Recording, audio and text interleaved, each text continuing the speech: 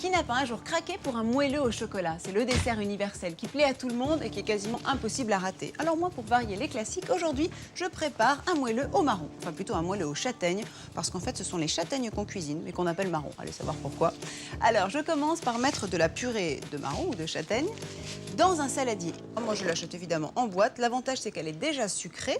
Du coup, on n'a pas besoin de resucrer les desserts.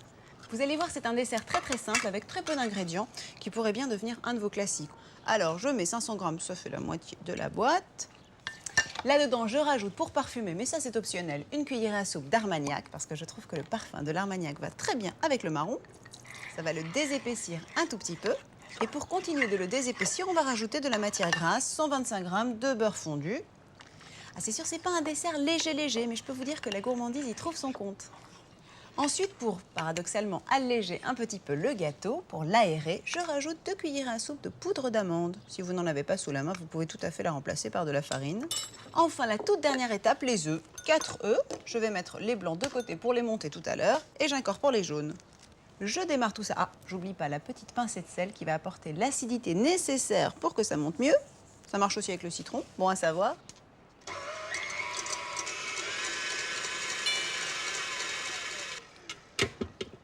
Et ensuite, je vais les incorporer délicatement pour éviter de les casser à ma préparation à base de marron. En fait, c'est une sorte de mousse de marron. D'ailleurs, je pourrais presque un jour essayer de la mettre directement au réfrigérateur. Je suis sûre que ce serait très bon. Alors, je mets un peu de beurre à l'intérieur du moule. J'égalise la surface. Heureusement que j'avais prévu le tablier.